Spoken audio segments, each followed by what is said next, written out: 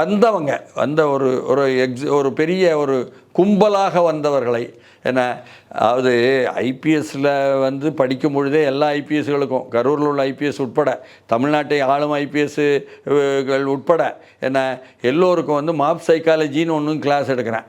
அப்போ நீ இது மாப் வந்துருச்சு, அவன் தொங்கிட்டான், அவன் எந்திரிச்சிட்டான், அவன் மேலேருந்து விழுந்துட்டான், மாப் சைக்காலஜின்னு படிக்கிறல்ல, அப்போ அதை கட்டுப்படுத்தத்தானே நீ இருக்க, அப்போ நீ என்ன செஞ்ச அப்படின்னு சொல்லி போட்டு காவல்துறை மீதும் ஆட்சியாளர்கள் மீதும் கடுமையான கேள்விகளை கேட்டுக்கொண்டிருக்கிற நேரம். நீங்கள் விஜய் பற்றி சொல்லிட்டு என்ன பண்ணணும்னு நான் கேட்டேன், நீங்கள் சொல்லிட்டு இருந்தீங்க. அதான் அவரை பொறுத்தவரை அவர் வந்து அறுதியிட்டு முன் செல்வதற்கு என்ன, தோழமை சக்திகளை ஆட்சி மாற்றத்திற்கு கொண்டு வருவதற்கு உத்தரவாதமான சக்திகளை என்ன உடன் எப்படி செல்வது என்றும் சிந்திக்கணும், திட்டமிடணும்.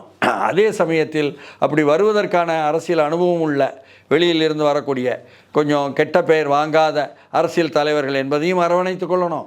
அதே போல் உள்ளே கட்டமைப்பு என்பதும் தொண்டர்படை என்பதாகவும் பயிற்சி கொடுத்தும் அவர்களை வளர்ப்பது என்பதையும் கொண்டு போகணும்.